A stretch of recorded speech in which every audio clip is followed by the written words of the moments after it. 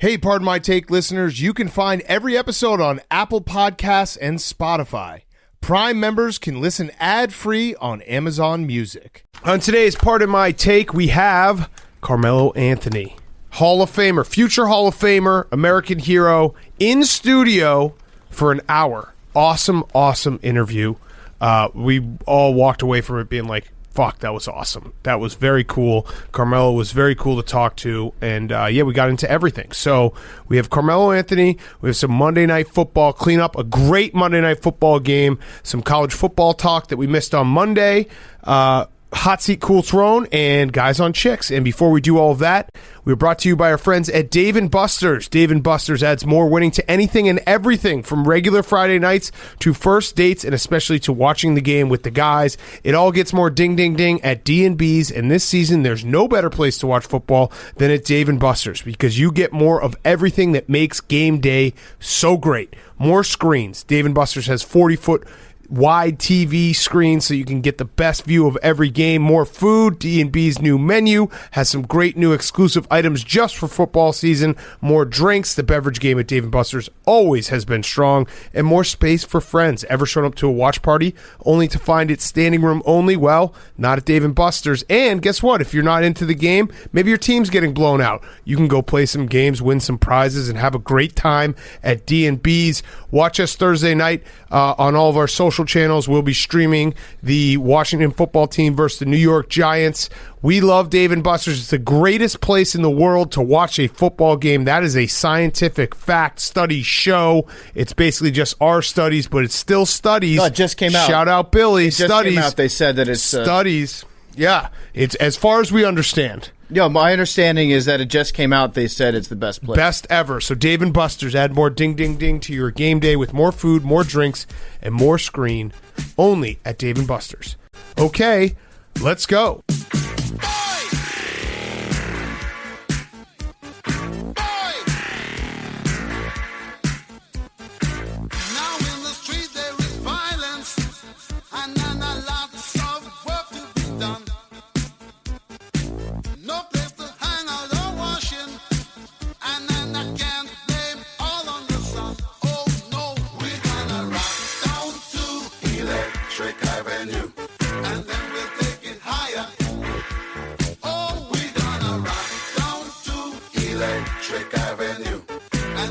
It's Pardon My Take, presented by Barstool Sports.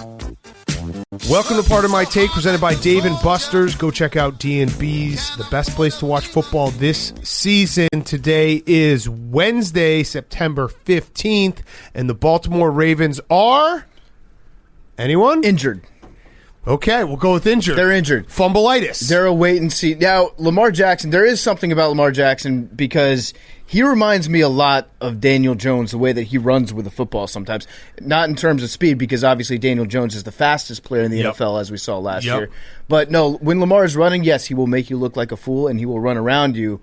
But when he's getting hit, he's not the most secure guy with the ball sometimes. Yeah, it was a great game, though. Awesome Monday night game. Overtime. Lots of twists and turns. The Vegas crowd was sick. Steve Aoki on the ones and twos. Mark Davis looking wow, like a virgin. He doesn't really know how to high five.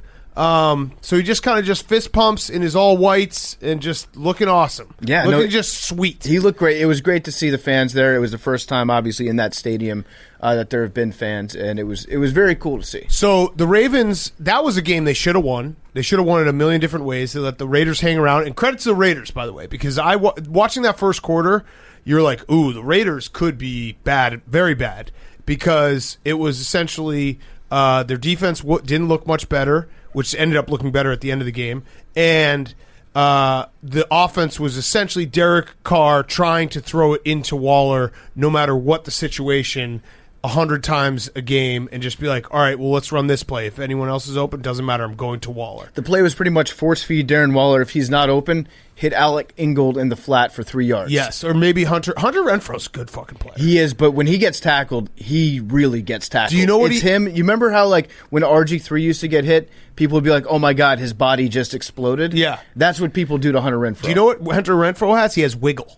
Wiggle is actually a very important thing for wide receivers. He's got some scoot. Yeah, you need a little wiggle though. You need that little where you can kind of fit into small places and then make moves that aren't exactly they're not the fastest moves. You're not going to burn anyone, but you can. I don't know. It's something that a lot of great wide receivers have, that little bit of wiggle to them where they're not stiff and they're able to get into different spots, find the soft spots of a zone. But yeah, the Ravens blew that game, and the ending was insane. The fact that play, the touchdown play that ended the game, obviously Lamar Jackson's fumble kind of ended the game, but the touchdown play, that looked like it was, I thought there was going to be a flag, or it was, a false start or something got whistled dead because the Ravens just gave up halfway through the play. Yeah, it was that easy of a touchdown. The guy stopped because they were running cover zero. It was the old Greg Williams Jets defense against the Raiders that we saw last year. That's what they ran. He got burned on the back end, and he was just like, fuck it, game over. You know what I'm it looked tired. like?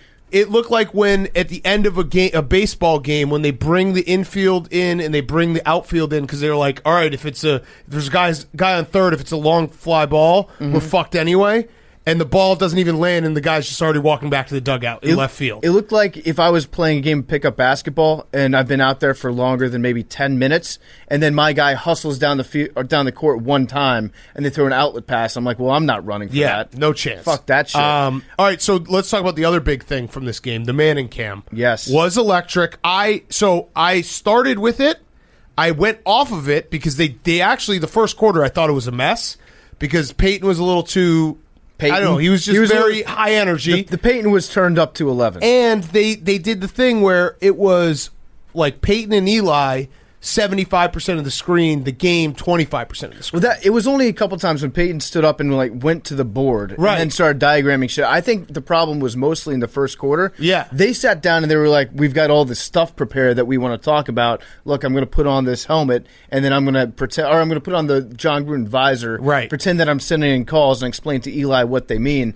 But we don't need that. And so after the first quarter, when they got through all their prepped material and they just started talking, it was awesome. It was great. And when they brought Russell Wilson, they made Russell Wilson seem human at the end of the game. Credit to them. Russell Wilson brought the big Seahawks energy vibes to the end of that game, which was a Seahawks game. Yes. The ending of that game went full Seahawks at the end. It was. And it was I just by the second half they had kind of found their rhythm and they had the game.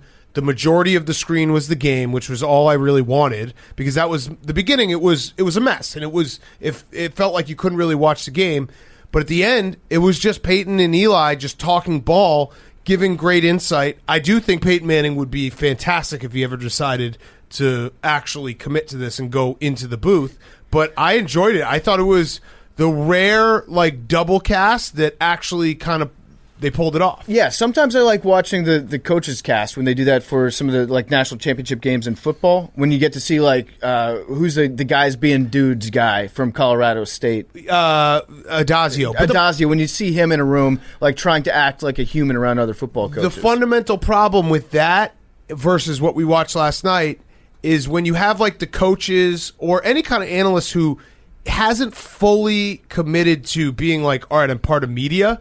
They never will actually tell you everything because the coaches are psychos and they're thinking the entire time, well, someday I'm going to be a head coach again, and someone will watch this film and pick something up, and I'm fucked. Whereas Peyton and Eli, I would assume that maybe they could be front office guys at some point, but they have a lot of money.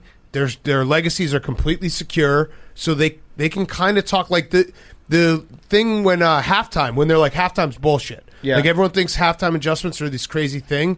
The players, we go in, and by the time we get a drink of water, we're already going back out. I think obviously the coaches maybe can do a little, but he's the players, the idea that there's this big revelation and we change everything at halftime is just completely media fabricated. I don't know why Peyton isn't in the booth right now because they definitely offered a bag to him when they saw what Romo was, when they lost out of the bidding war for Tony Romo. And, I guess they got RG3 in that bidding war, but they were probably thinking, all right, Peyton Manning, what is he worth right now? What do you think he'd be worth to get him in the booth? They probably pay him $20 million. Probably. To get it, him and Steve Levy, put them in the booth together, boom, then you're set for the next 15 years. But I think, does he just not want to travel? I think it's probably travel. It's weird. Yeah, it is weird. I mean, like a lot of production meetings and shit too. Yeah, it's not just like he can't just he can just show up for the live stream on Monday probably and do some prep for a couple hours and then do it versus Monday Night Football. It's a good point. A full week of prep and shit. And you have to be very in tune with how the whole league is going and how everything is going on. It's true. And they basically were able to sit there and shoot the shit. I do love, I noted last night, Peyton Manning, the way he talks with his fists makes it seem like he's like punching the knowledge into our brains. He gets excited. Yeah, he wants to just grab you and like tell you exactly what's going on, and I get excited watching him want to punch me in the face with knowledge. He grabbed us by the face mask last night. Yeah. He was like, listen, here's how it is. Here's how it's going to be. I did think it was very funny when he put that Ravens helmet on. That could not have been an adult-size helmet, right? That was a youth size. Well, he's got a big forehead. It has to be a youth size helmet. Yeah. Were you offended? That I'm living rent-free in his head? Yeah, so PFT tweeted, what was the exact tweet? I think I tweeted, like, look at this helmet. Somebody, can we get Peyton a prescription helmet for this giant dome? And then they brought it up on the broadcast. It was good to be back on ESPN too. Yes. That's definitely a goal of mine. But then a little earlier too. Peyton started roasting me for my spelling, and it's like, hey, Peyton, listen, I know in your family your wife probably spells out the word prescription more than you do. Mm-hmm. I can spell HGH. Ooh. How about that one? All right, so Peyton's not coming back on. It was funny that people were like, well, he's like, I got to meet this guy. Yeah, they're like, how does Peyton not know? Like, PFT, they had him on. It's like, well, listen, sometimes when we have guests on, it's their 20 minutes and they never think about us ever again, which is totally fine. Peyton Manning has he doesn't owe us anything. Mm-hmm. I think if we had interviewed him in person, maybe he would have been able I know that guy. But it was also my avatar that was brought up, so it wasn't like a picture of me. I would actually be upset if Peyton Manning knew who I was. Eli might. Eli probably, yeah. Maybe. He's got the Barstool app on his phone, remember? Yeah. Right next to the fart app. Yeah. Right? He's a big fart guy. But yeah, it was great. I think sometimes people think that we just shit on things for fun, Jake. You do. You think we give Buddy Boeheim thing. We'll get to that a little later in the show. We give our real opinions, and my real opinion was the first quarter was a mess, and then once they all settled down, I really, really enjoyed it. I thought it was great. I hope that they don't resort to gimmicks in future broadcasts. I hope they just put them in a room, get them in the room together, put them on the same couch, and then have Olivia come in with Rice Krispie treats every now and again. Be like, what can I get you boys? Anything? And they didn't. The guests were good. They don't really need the guests. No. Honestly, they don't need the guests. I thought Ray Lewis was okay, fine, but it's just weird because it kind of screws up the flow. I also really enjoyed the fact they call each other E and P. Yeah, that was cute. If you're going to bring in a guest, I almost think you should bring in a guest for the entire game, not just bring him in, bring him out, because they had Barkley. Barkley's fine. I love Charles Barkley. No one hates Charles Barkley. He had 500,000 on the Raiders. Yep, and then Charles Barkley looks thin, by the way. I think he black jersey. He also bought a large jersey. Yeah, it was a black jersey. I think it was a couple sizes too big. Yeah. And then Ray Lewis was who Ray Lewis is. He makes sense half the time, but even when he's not making sense, he inspires you. Yes. And then Travis Kelce dropped the shit bomb, and then Russell Wilson, I thought, was really good at the end of the show. Yeah. So, although it was very funny when they threw that interception from the 4-yard line. Yes. At the end of the game, and then they just kind of. Well, there's two moments. They were on the goal line, and it was like, are they going to bring it up? Are they going to bring it up? And then also Russell Wilson accidentally brought up the Super Bowl against the Broncos, and Peyton just had to sit there and just eat it. Yep. Yeah. So it was that. That's what we need. Is we need guys who beat them, or they had some kind of great moment against them, and just see if it can get awkward. Yeah. I also thought that just strictly on the field stuff at the end of the game. Derek Carr's interview after the game. That was great. Derek Carr has a personality. I got to experience Russell Wilson and Derek Carr in their most likable forms last night. Yep. Did not see that coming. I didn't see the interview. Do you know what it also is about Derek Carr? He's got hair now. Yeah, he's got hair now. He dyed his hair. He's got more hair. And I also think it's his tattoo. His tattoo is the most basic. He's got some kind of symbol on his wrist. Pie? I don't know what it is. No, it looks like Fight's Sad Boy season kind of. And maybe Prince's logo. Yeah. Something there. I think it's just a cross. Is it? But there's something else to it. It's like a cool cross. It's like whatever. J-Man's on it? Yeah, it's if Zach Brown Band came up with a symbol like Prince for themselves. And they put it on, Derek Carr would have. And they put it on jeans. Yes. That's exactly what he has on his wrist. I don't like his helmet. Did you notice his helmet? It's got 20 holes in the side. Oh, those are the new helmets. It's crazy. Yeah. No, those are the new helmets. I've seen a bunch of players have those. It's like, what is that for? To breathe more? Or I think so. Is it like Cam Newton cuts holes in the tops of his hats now? So yes. Derek Carr's trying to put braid his hair into tiny little pieces and put it through. I've seen that. I've seen a bunch of guys have that. So I think that is the new helmet technology. It's a religious marking. What is it? On his right wrist, he has a depiction of Cairo, which is one of the earliest symbols used by Christians. Okay. Because get a tattoo. I mean, I hope to someday have a tattoo, so I'm not going to hate on it. But I also saw it and was like, maybe that's part of why I don't trust Derek Carr. Yeah, the forearm tattoo thing is a real thing for quarterbacks. Yeah. But it's not forearm, it's wrist. It's wrist/forearm. Yeah. Right. If you're gonna choose an ancient religious symbol to get tattooed on your arm, I would go with Christian over Hindu. Yeah. Kygo? He should make a Kygo tattoo on the other one and just, have him DJ every Vegas game. Is Kygo still alive? He is, right? Yeah, okay, cool. Who's Kygo? Cool. He's a good DJ. Really good DJ. Bro, you're so old.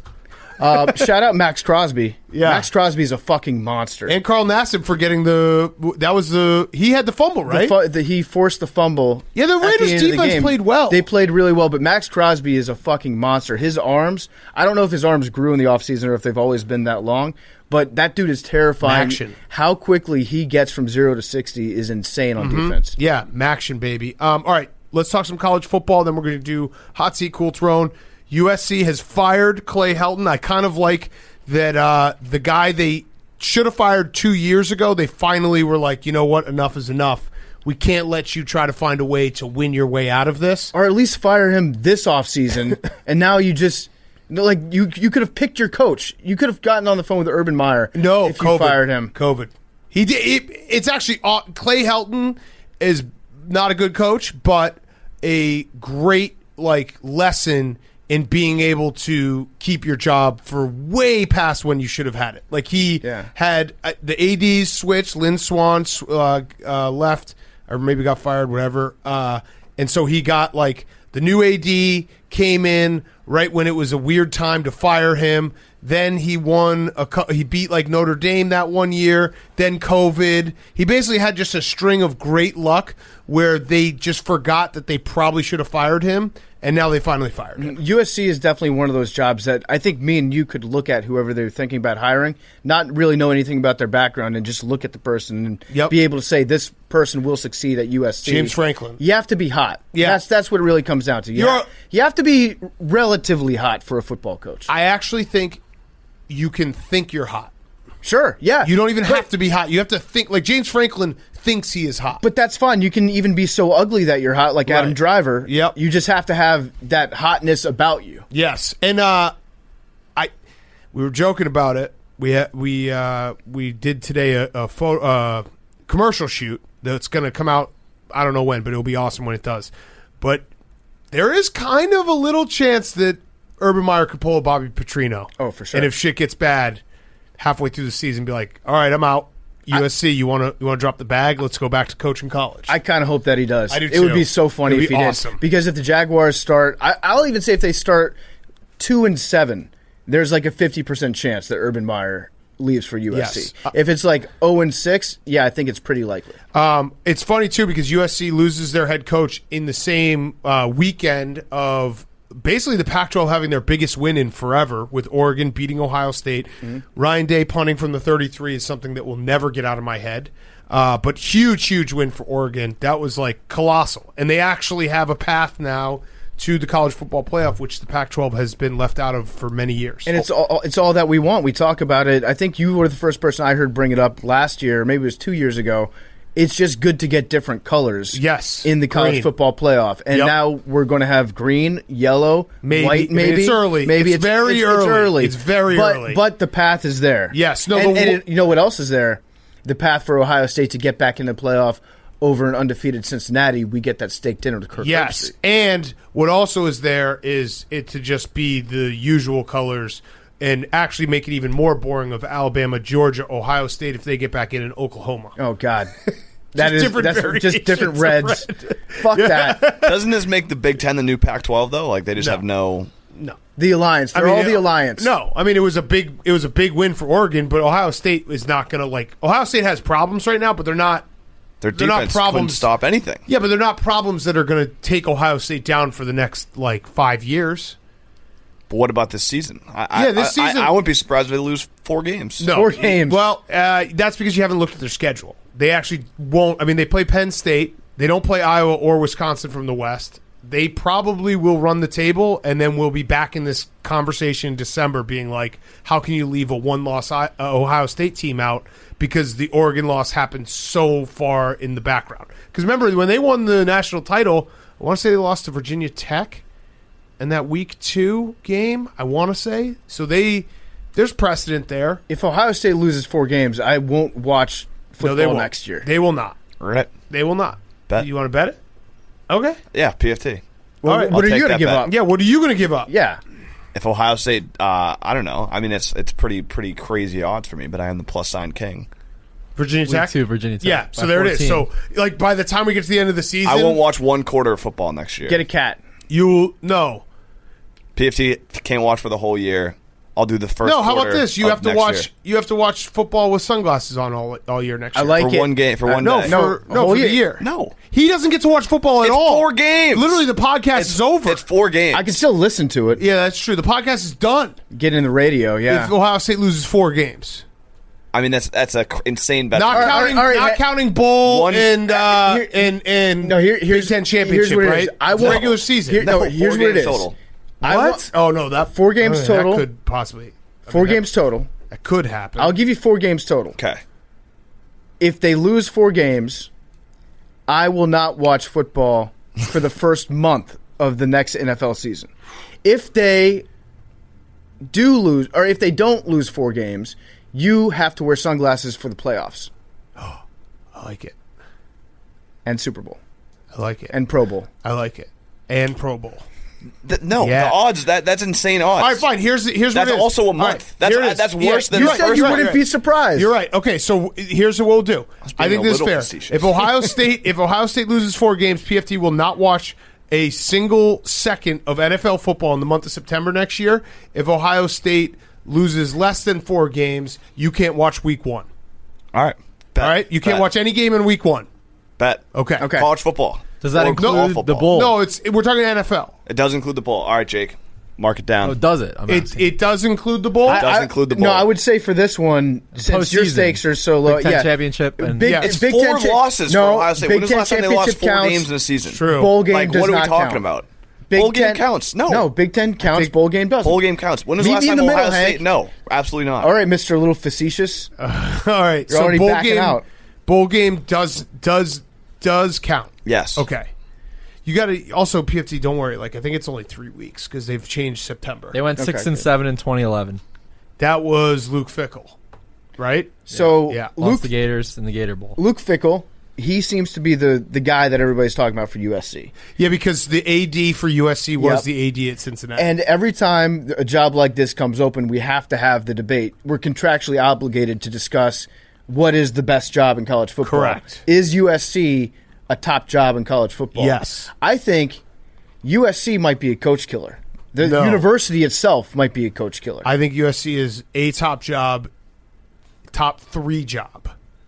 Maybe, top 3 job. What would you put above it? That's tough. Alabama just right now because of everything that they've done. Don't say Texas. No, I'm not. I would probably say like Florida maybe, just because of the it's in-state recruiting. Like, can you just basically roll out of bed and get 5-star guys? And yes, that's true for USC and that's true for Florida. I think that Texas is the best job to be wanted for, but not to have. Yeah. But USC is absolutely a top job because the talent is crazy there, and they are the big dog in their conference. Obviously, Oregon has maybe changed that. Are you going to say it, or am I going to say it? What? Jeff Fisher? Yeah. It's he coming did home. play there. He did play there. He did. He's got ties. Other news in Iowa looks awesome, and my other note was Arkansas. That crowd was amazing. I want to get Sam Pittman on the podcast. I think we will get Sam Pittman on the podcast. He's a very great college football character. Yes, sir. A&M Is that the worst win of week 2? Well, they did lose their quarterback. Yeah, but so that still, had a lot to do with it. They looked weird. They Yeah. looked like a team that should not be as highly ranked as they are. That was I'm going to put that up to the quarterback, because when you lose your quarterback in the first quarter, it kind of changes everything, especially in college if you have no like competent backup.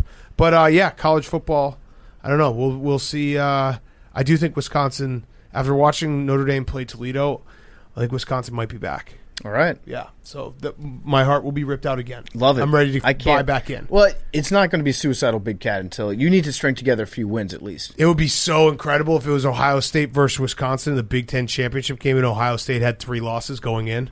Oh my God, fuck that! I don't know how they. I don't think it mathematically could work unless they lose to like one of these terrible teams. It's definitely possible. But holy shit, would that be incredible? I hope even if they had 2 wins, and Wisconsin beat them. I honestly don't know why I opened my big mouth. Yeah, that was a lot. I heard 4 wins come from Hank, and I was just like 4 losses. Yeah, 4 losses, and I was like, that's fugazi. Yeah. All right, let's get to Hot Seat Cool Throne. Hot Seat Cool Throne is brought to you by our friends at Coors Light, the greatest beer ever created. That's a fact. Coors Light is our favorite.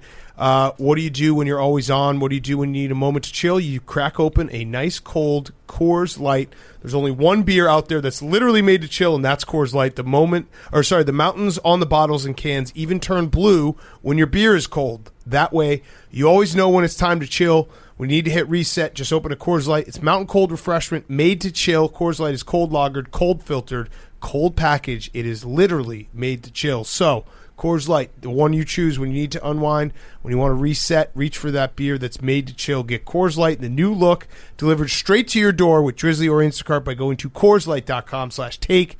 Celebrate responsibly. Coors Brewing Company, Golden, Colorado.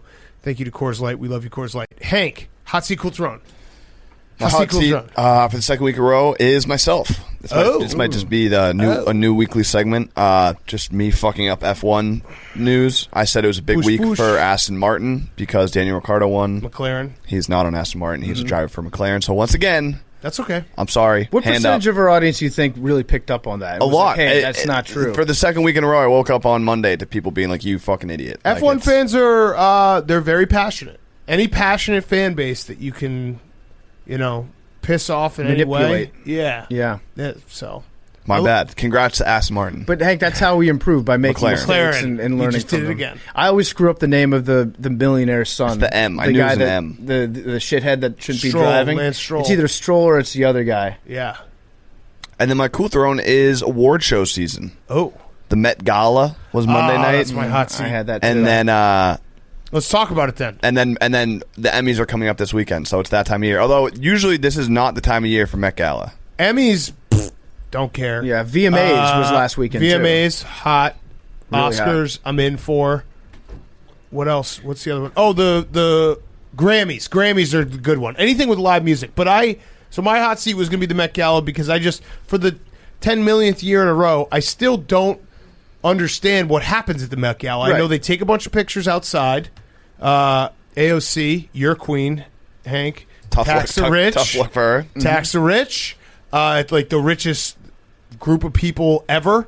But what do they do inside? I don't think there is an inside. I think it's just they walk into the building and then they just like have a drink and they're like, I can't believe that these people think they all that just there's go something inside going and on. like check the pictures. And Yeah, their exactly. car swoops around and picks them up on the back. Yeah. From the back end. I think that's it. Yeah, either that or it's like Bohemian Grove where it's just rich people getting together in a room just to get drunk away from cameras. Yes. Because you have to take those chances any way that you can get them when you're like at that level of fame. Is there music? Is there art? I know Is there's there- bathrooms. There's They bathrooms. always Thank you. take bathroom It's just- selfies. Thank It's you. just a giant line for There the we bathroom. go. That's all the Met Gala That's is. big. The Met Gala might also... It's one of those things that just exists for people to get mad at. Yeah. The usefulness of the Met Gala is for us to look at people who are at the Met Gala and for us to be like, oh my God, the Met Gala looks so lame. I would never go. Who's Yeah. your favorite look?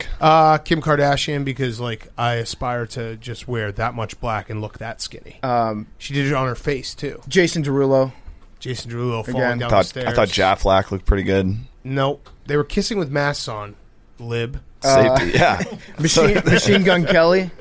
Yeah. Machine Gun Kelly. Travis Barker. Megan Fox. All of them. The whole squad looked good. Conor McGregor. Kardashian. Throwing drinks at people. That was VMAs. Yeah, I know. We're just combining them now. Okay, same event. What were you going to say, Billy? I like how, Billy, we're building like a house. We got the bathrooms done. What else is there? I think they're just doing drugs in the bathroom. Oh, okay. Yeah. It's just a bunch of stalls. How'd you know that drugs get done in the bathroom? Wasn't there like some selfie and there's like drugs everywhere? Interesting. Probably. Okay. I did see Tyler, our old colleague Tyler Trill Withers, ask what happens at the Met, and then most of the replies were just like, very good cocaine. Yeah. Yeah. I think you can probably get those celebrities in town if you're just like, hey, this shit's designer drugs. 99% Yeah. pure Colombian. Yeah. All right. Hot seat, cool throw, and PFT. All right. Well, I was going to do Met Gala too, but instead I'll call an audible. My hot seat is just my brain in general, because obviously I have to deal with Taylor Heineke on Thursday night. I have to get mentally prepared, talk myself into why I want to watch that game. But then I had a thought last night, and I'm almost ashamed to have thought it, but I'm even more ashamed to now kind of be agreeing with that take that I had, which is I wouldn't hate Mitch Trubisky on the football team. No, he's at good. this point. That's not a bad take. That's not even a crazy take. I don't think it is anymore. I thought I was nuts when I thought it last night, but No. I slept on it. He's better than Taylor Heineke. And he might be is. better than Taylor Heineke. He absolutely What is. about Cam? Well, I trust in Analytical Ron, because he did not invite Cam Newton to come try out for the team when he was a free agent last year, and Ron would know as much as anybody about whether or not Cam Newton would be a good fit on that team. Listen, Mitch obviously had his problems.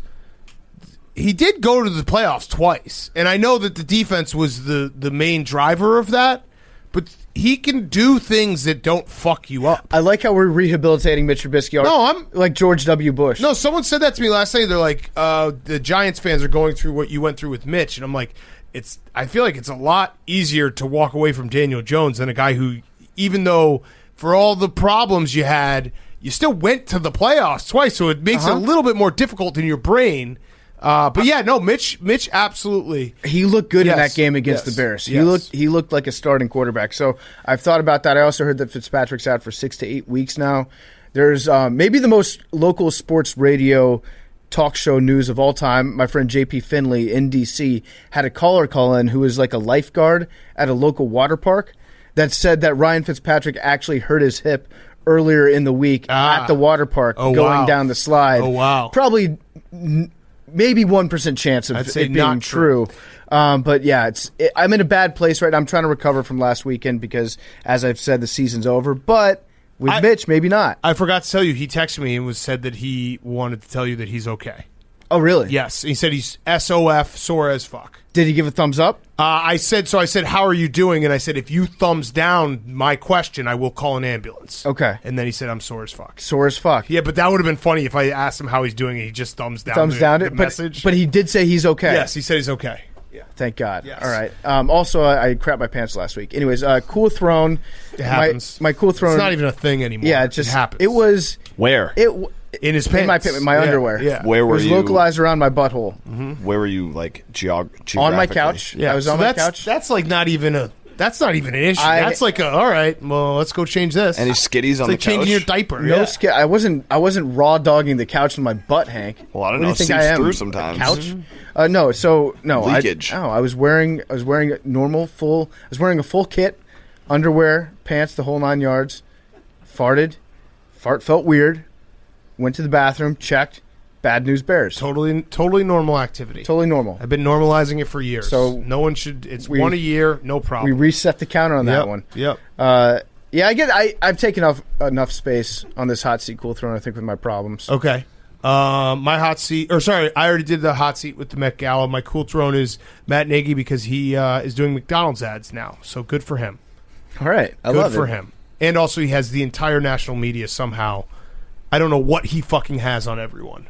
But Schefter, I like Schefter. Nice guy. Let's leave it at that. Nice guy. Let's leave it at that before I say something that will be mean and mean-spirited. I don't want to discount what did he do your that's anger, pro Big Matt Cat. Nagy? I don't want to discount what you're feeling right now because feelings are never wrong. But I haven't been getting the same vibe from you from the national media. That you, Did you see the Schefter thing? Is it possible that you're seeking out this stuff to get mad at? I mean, it was watching Monday Night Football Countdown. Schefter said they have a plan. They don't want to ruin him before he's ready. It's look through the list of guys that have sat behind someone. Tom Brady. Don't say he said Aaron Rodgers. He said Tom Brady, Aaron Rodgers, Patrick Mahomes. Those were his 3 guys. And Aaron Rodgers fucking hates the Packers now because they sat him. And he was behind Brett Favre. Right. So yes, I like you might think I'm seeking out, but it's not. I'm not. It's all been Collinsworth because I was watching the Bears and Schefter because I was watching Monday Night Countdown. I do think that Matt Nagy and Ryan Pace somehow have something on certain members of the national media where they're going out and just basically giving their speech for they have mouthpieces. Because most people that I've seen in the national media have those 2 guys. You have to acknowledge the fact that Justin Fields is a better quarterback. Correct. And the players know. Nice guy, right? Dude, David Montgomery said Justin Fields has aura. There you go. That right there tells me that everyone in that locker room wants him playing. Well, I do think that we're getting close to the point where Matt Nagy's going to lose credibility with his team if he doesn't play Justin Fields. He's already lost it. He's a moron. I'm not going to say anything else because I don't want to be mean. I don't want to have another like Jake be like, Shefty's a nice guy. Oh, Big Cat, I've also seen that you and I have been fighting a war on 2 fronts on Twitter for the last couple days against Kirk Cousins fans. Yeah. It's something. You guys, I'm just telling you, I've been there. I'm not saying anything about Kirk Cousins to be mean. He was a very nice guest when he came on Part of My Take. Very nice guy. We really liked having him on the show. But I'm trying to help you out if you're a diehard Kirk Cousins fan and you're looking at the box score after a game and be like, look, he threw for 300 yards. He's good. Oh, the offensive line is bad, even though he has like maybe some of the best weapons in all of the NFL. I've said all these things before about Kirk Cousins. I actually think there's a lot of people that agree with us. It's just like I love arguing online about football because it's just fun. It is. You can argue for an entire morning and nothing gets decided one way or the other. But there was a moment where I was like 3 or 4 arguments deep, and then I looked at the guy and he had 0 followers and didn't follow me, and I was like, "What am I doing?" Yeah. So that was a all right. Let's walk away from this. But I do have fun. I like it. I honestly enjoy mixing it up on Twitter. I do think that like there are certain people in the media who don't mix it up on Twitter, and you can tell that they like don't want to get in the mud sometimes and like talk to people, chop it up. Talking about Kirk Cousins though is it's a really interesting subject for me because he's definitely one of those. He's one of those ink tests that you can look at and you can convince yourself that what you saw was good. Yeah, it's the dress. But for me, and I think for a lot of people, it gets tiring doing that after every single game, and eventually you have to be like, maybe it is Kirk after all. And he's had some moments. Yeah, sure. Yeah. All right, Jake, go. Hot seat's the SEC. So the conference fined Arkansas. You were talking about the game earlier. $100,000 for storming the field. I don't get that. You should be celebrating. Yeah, they just don't want to get anyone like safety wise. Yeah, but if you pull off an upset win at home, you have to. Yeah, no, be willing to. I think they will happily pay for that fine anytime they do something like that on Saturday night. Did they? Maybe it's not for storming. Maybe the fans, somebody in the crowd, did horns down. No, for storming. That would be a crazy fine for horns down. Yeah. And then cool throw him. Paul Rabel calls it a career. Retires. So the GOAT. And there's a lot of MJ versus LeBron, Brady and Peyton. It's Paul Rabel and Paul Session Rabel. Tendikar. So is he going to keep the league that he created just so he could keep playing alive? I believe the PLL will move on to your championship on Sunday. Yeah, let's go. Whips Fuck versus the whips. chaos. All right, Paul Rabel, the GOAT. The GOAT in my mind. Yep. End of the discussion. Billy. Hot seat, all of us. Did anyone pay attention to Marcus Mariota at the beginning of the game? I think it was broke his crazy. hip. I think he broke his shoulder, actually. Yeah. He did? Yeah, we just... When he got up, he looked woozy. I didn't know if it was a shoulder. It looked like a shoulder. He might have had a concussion, too. Maybe a rib. We all I was going to say. We all watched an amazing game, and none of us paid attention to what happened in the very beginning. All right, Bro Football Doc, what's your diagnosis? Check it out. Banged up. Okay. Upper body injury. My cool throne is Mammoths. They're back. They're bringing them back. This has been said a couple times, but there's a new startup that's actually gotten funding, $1.5 million, and apparently I think it's $15 million. Yeah. No, it's 1.5. That's a steal for a Mammoth. That I don't know why. It's not a lot of funding. I didn't know if it was that It's cheap. going to be a fucked up Mammoth that's going to need braces. $15 million, that's decent. Apparently, it's supposed to solve global warming somehow. What's the Mammoth going to do? I have no idea. Eat carbon? This is good. They're releasing reanimating extinct creatures is going to save us. It is bullshit that we're going through all this trouble for a mammoth, and we still haven't had a billionaire that's put his nuts on the table and made Jurassic Park yet. Yeah. I mean, honestly, Jeff Bezos, can you just make a fucking mammoth? Do it. Dinosaurs? Do it. He has dinosaur bone. Doesn't he have that like dinosaur bone in his house? Like a huge... That's Nick Cage. No, Nick Cage has skulls. He has a T-Rex. He has a skull. Yeah, he has skulls everywhere. He drinks out of skulls. All right. Thanks, Billy. Let's do Carmelo Anthony. Before we do that, PFT, you got a quick word? Yeah, before we get to Carmelo, I want to talk to you guys about MeUndies. We're changing over from short season to soup season. When soup season starts, that means I'm wearing jeans, I'm wearing pants. I got to start wearing underwear again because I don't have the MeUndies. I don't have the bird dogs with the built-in lining. So now I'm rocking MeUndies every day. Got them on right now.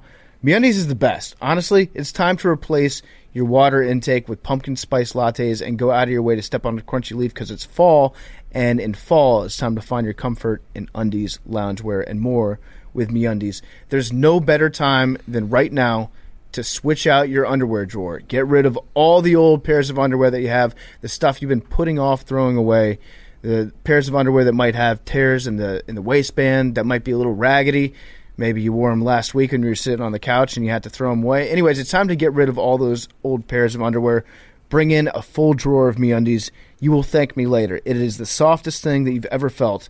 Imagine that same soft thing that you can imagine, the softest thing you could ever feel, but it's on your butt. You're now thinking about MeUndies. They're designed by the country's top softness scientists to be the softest thing that you've ever worn, period. They've also got a great offer for our listeners. For any first-time purchasers, 15% off and free shipping.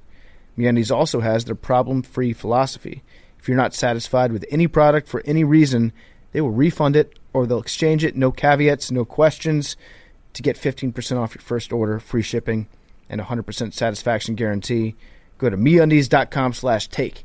That's MeUndies.com/take. Now here is Carmelo Anthony. Okay, we now welcome on a very, very, very special guest. Future Hall of Famer, 10-time All-Star, 3-time gold medalist, Carmelo Anthony. American hero. I like that. I like the American hero. I mean, this is a good. Yeah, I mean, it is a very, very special guest. There's very few guests that get the 3 veries when I introduce them, and you definitely deserve it. So, Melo's got a new book out. It is called Where Tomorrows Aren't Promised, a memoir of survival and hope. Go buy it. It is about his, childhood up until going to Syracuse, that decision process. So let's start with that. Let's start with the book. Yep. Going through it, like reliving everything. Was there a moment that you went back and like looked at and you're like, okay, this is where everything could have changed. This is the fork in the road moment that my life could have taken a totally different path than it did to everything we just said. 3-time gold medalist, American hero. It was first of all, peace to everybody out there. It was a moment when I was writing the book and I'm just like, damn, like I really survived this. Right. And it's a lot of things that I couldn't make the book, so it might be like some behind the scenes or like, an offshoot of the actual book that I'll do. But it was just that moment. I was like 13, 14 and I was losing everybody, his friends and family, and I was asking my question, why me? Why are these things happening to me at the end of the day? And I just knew I was going left. I felt it. I was on my way going left. I started doing things that I wasn't supposed to be doing. And I just I wasn't rebellious. It was just like a 13, 14-year-old, you got to figure it out. And I had to make a hard decision. Mm-hmm. Yeah. So when you were in Baltimore and you're trying to figure out what you're going to do for your next step, I know a lot of people probably wanted you to go to College Park, stay local. I'm sure that was a conversation that a few people had with you. Facts. The ACC at the time, like there was probably some strong pull from North Carolina, Duke, you name it, all those schools. You decided to go to Syracuse. What went into the thought process for why you felt that Syracuse was the best place for you to go at that time? Well, I was always a Big East fan. Growing up, I was always a Big East fan, and my family, living in New York and Red Hook, my family was St. John's diehards. Like you walk in my uncle's house, God bless his soul, you walk in his house, it's all St. John's. So that's all I knew was St. John's, and you watch Knicks games and you watch St. John's games, and Giants games. That was it. And I used to always say, man, I got to play in the Big East. I have to play in the Big East. And as I got older, the Big East was the best conference in the country at that point in time. And Syracuse came, and I was like, it was something about that Carrier Dome, 30,000. No AC. No AC. Yeah. Never lost the Carrier Dome. I never lost to the Carrier Dome. And that's something that people don't talk about a lot. Yeah, I know that you're proud of that. And we actually had Jim Calhoun on the show about a month ago, and we talked about how awesome the Big East used to be. Never losing at the Carrier Dome is a big-time accomplishment. The Big East was special. Those tournaments that they'd have sometimes where like at the height of the Big East, when it was just physical basketball, you had all the best teams in the Big East, like all at the peak of their powers at the same time. To me, I liked watching that tournament more than I liked watching the NCAA tournament because it felt like there was actual bad blood between those teams. Well, in the Big East, right, I would say, like when you compare conferences, I'm talking about back then. The ACC had rivals. We all know Duke, Carolina. We know those rivals. In the Big East, you know the rivals, and you feel that every single time you go out there and play. Syracuse, Georgetown. You said Calhoun, Syracuse, UConn, Syracuse, St. John's, Syracuse, Seton Hall, Boston College, Providence. Like these games was Rutgers. Syracuse, Rutgers games. Georgetown. Like I said, Georgetown. But it was like when you really get a sense of what a rivalry is, the Big East had it. Yeah, and you had basically the perfect college career in that you went for 1 year. You won the first national title for Syracuse. Jim Boeheim, everything that's perfect, best player in the country. Did you? I remember reading at the time, and I've seen stories about it that you actually wanted to stay, and Jim Boeheim was like, "No, you're not staying." Was that real? Was that real that you actually wanted to stay? That's a fact. You just loved it that much? Boeheim told me to get my ass off the campus. He don't want to see me no more. I bet not be back on campus. But it was, I was explaining this to somebody on the way here. I wanted to go back because at the time when we started to win, like that March, April, we won the championship, to go back on campus. I was just starting to like get my feet wet on campus. Right. The weather was changing. First of all, it's 20 inches of snow every day in Syracuse. So the weather started to change.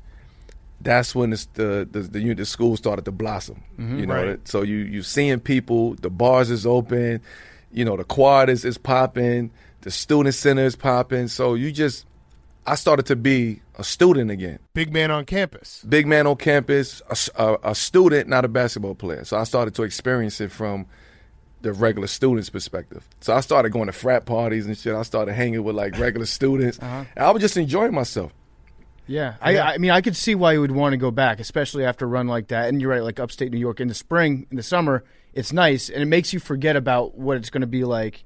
Because you would have gone back, and I'd have regretted. I'd have been sick. You would have been so pissed off, and you would have seen where you would have gone in the draft, and you would just be like looking at your bank account, like, yeah, I'd have been sick. What am I doing? Sick. I should have listened to coach. So when you're at Syracuse, I'm a big fan of the zone defense at Syracuse. Just how it will suck the life out of us, how it just confuses people that are prepared all week for it. Sometimes when you're playing in that zone defense, can you tell, like in a moment, if like the zone is too big for your opponent? If they're feeling like they're overmatched and just like almost super confused and it's not going to work for them? Yeah, because, Boeheim been running the zone for 82 years. So it's like everybody, if you haven't figured the zone out by now, you're not going to figure it out. Right. Yeah. But as much as I say that, a lot of people haven't figured it out.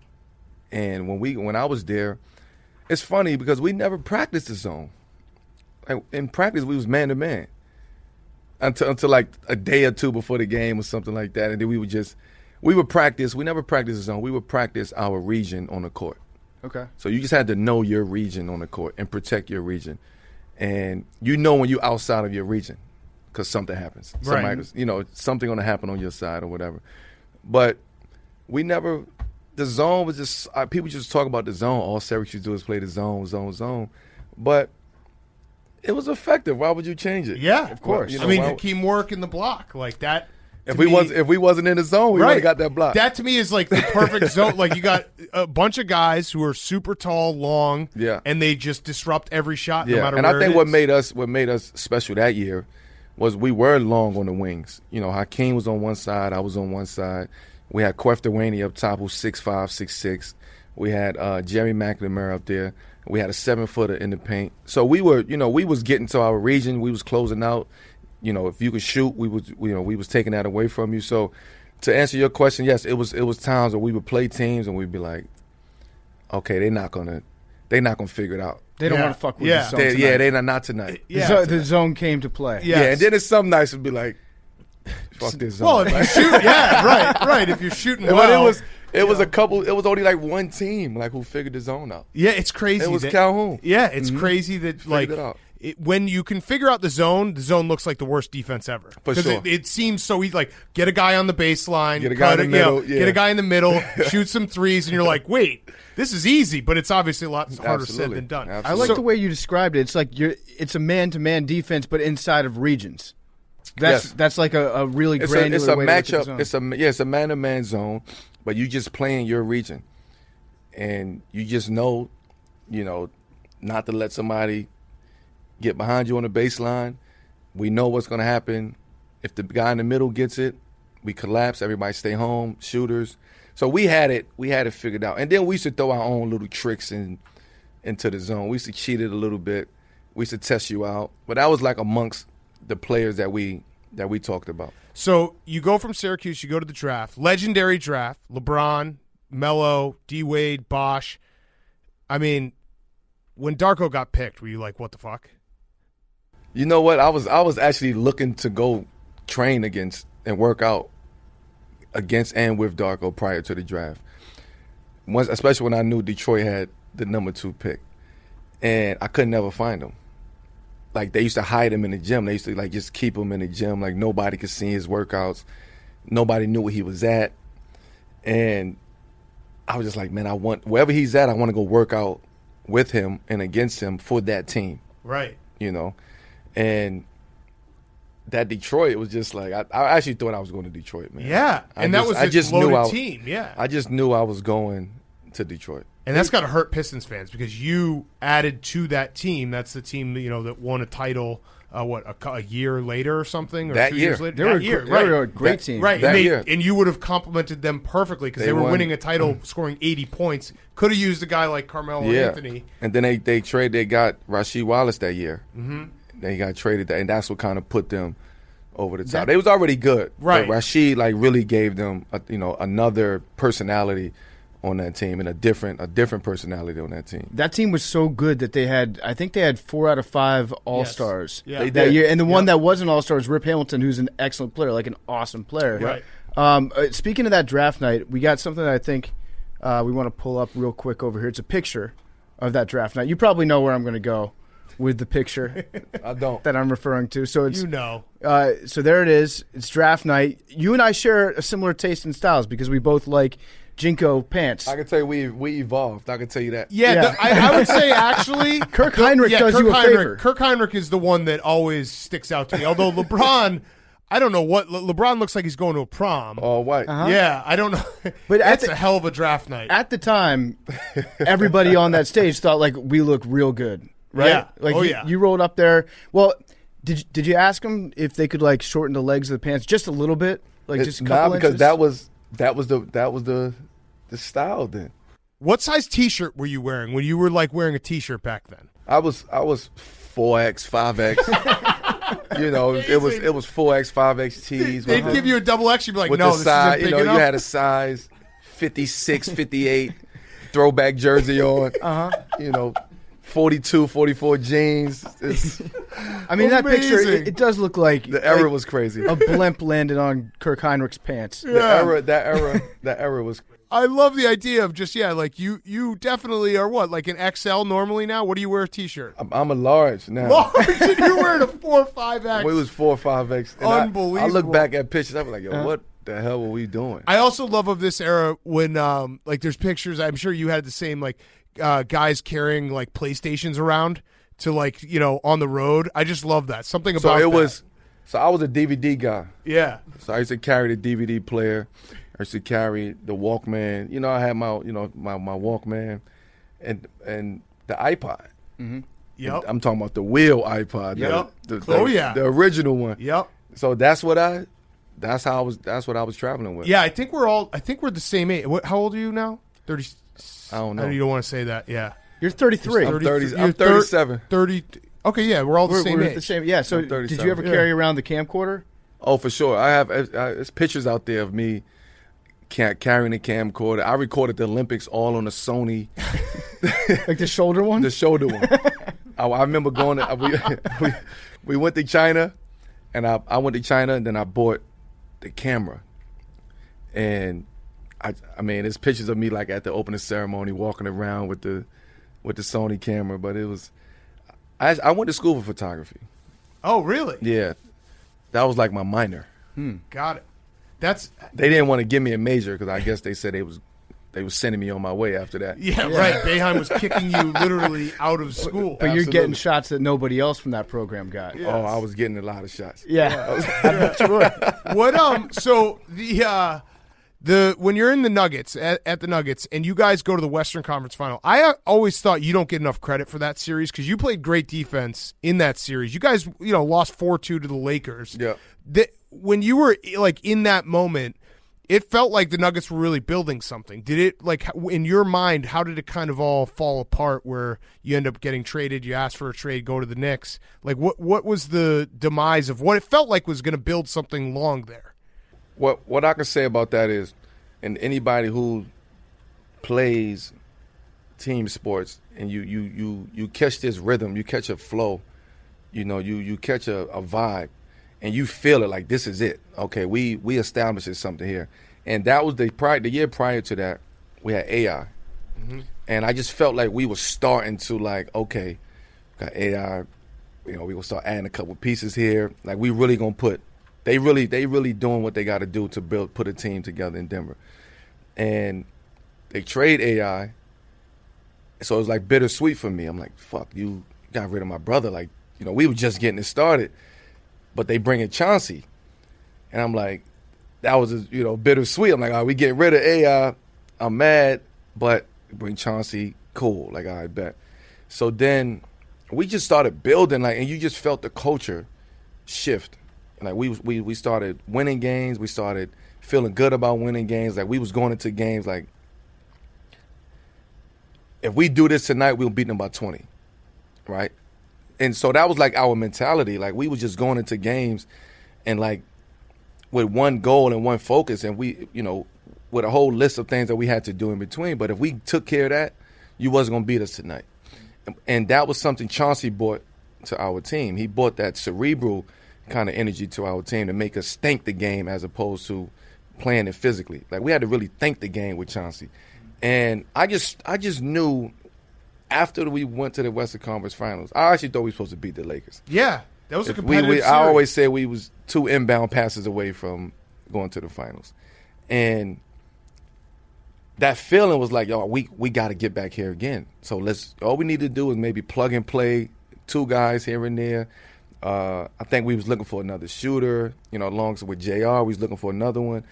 And I think we was looking for maybe another big or something. We was looking for something. And they get rid of Dante Jones, who was a very pivotal part. He was like a connecting tissue. My former teammate. To our team. You a Dookie? No, I played on the basketball tournament first year. He was on my team. Okay. Yeah, no big deal. I was kind of his enforcer. I have a clip I can show you where I had his back. Yeah. No, but he's a glue guy. We both can speak on it. He was the glue guy. Yeah, we can both speak on this. He was the glue guy. So when they get rid of him, when they got rid of him, I'm like, no. You don't get rid of it. Like, sign the guy. I mean, he asked for $1 million, one more million. He's a pro's pro. He's a pro's pro. He asked for another $1 million. If you give him another $1 million, he'll take it. I know he got other money somewhere else, but if you give him this $1 million, he's going to take it. And we talked about that. And they didn't. And we lose him. And then that was the effect. That was a domino effect. They wasn't going to re-sign Chauncey. They was thinking about trading JR and trading Kenyon Martin. So it was just At that point, I didn't want to rebuild after going to the Western Conference Finals. That's also an interesting point because one thing I love about basketball, I don't think it's the same. It's definitely not the same in baseball. Probably not the same in football too, where team chemistry matters so much in basketball. It's underrated. And yeah, like I think that we forget that sometimes. You find that with the way that it has evolved, where it's sabermetrics and everything is on a spreadsheet, that sometimes people in the media are just forgetting like. It matters if like the shooting guard and the point guard like each other. Oh, for sure. I mean, you know, if I think Jay-Z said it best. If the point got beef with the big, that put the ring in jeopardy.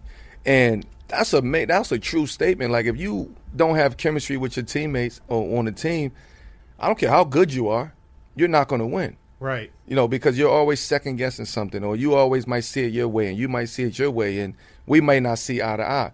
But if we sit down and we build that chemistry, then the way you're thinking, the way I think, we can come to a common ground and make something work.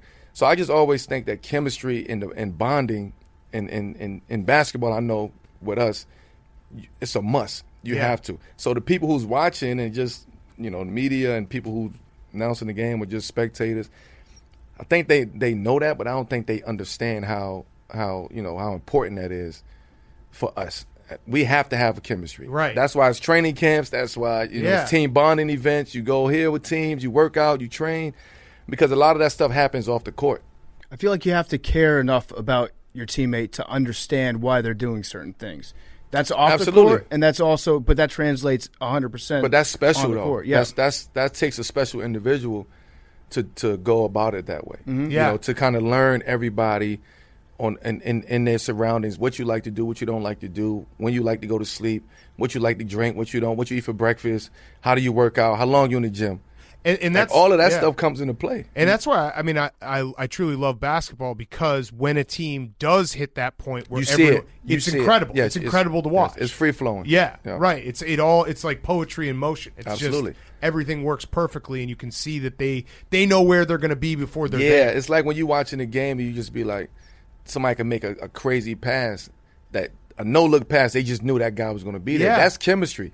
That's stuff that wasn't luck. Right. That's stuff that happened way before that I knew my guy was going to be there. Yeah. Yes. So you get to New York, and I felt like you got a bum rap with the New York media. I never thought that you got a bum rap with the fans. I feel like the fans of New York loved you because you wanted to come to New York, right? You were the one that stood up. You said, hey, I want to be on the Knicks. Probably going back to when you were watching them, as a kid playing. Do you have any animosity towards the New York media that, like, they're not easy to deal with? They try to stir up animosity sometimes. Yeah. The way I look at it is like that's their job, and coming into New York, I knew what was at stake. Like, forget on court. Like, I just knew what I was about to face, and I was ready for that. I sat back as a fan of New York sports. I've watched how they handled Marbury. I've watched how they handled A-Rod and Manning and Jeter. Like, just everybody who came through New York. I've watched them, how they did it, and I studied it. I studied Jeter, right? I studied A-Rod. I studied Marbury and how they was handling different situations. Isaiah Thomas in the front office and as a coach. Just New York sports as a whole, I studied that. So I knew, I ain't gonna play that game. I'm not going on that path. Right. I'm gonna just be here. I'm gonna be honest with them. I'm not gonna lie to them. Be straightforward. I'm going to speak to you, win, lose, or draw. Regardless of what you ask me, I'm going to answer your question. And at first, I thought that they maybe thought that I was full of shit. But as we went along, it was like, some of the media started to flip on my side because they realized, okay, this is very organic and authentic, right, coming from him. So I never played in media games because I know you can never win with that. Yeah. Mm-hmm. So I knew that coming into New York. How many times did you watch the "I'm Coming Home" video? I still watch it to this day. I love that answer because you were the original. Lie. You were the original. Yeah, I can't. I still watch it.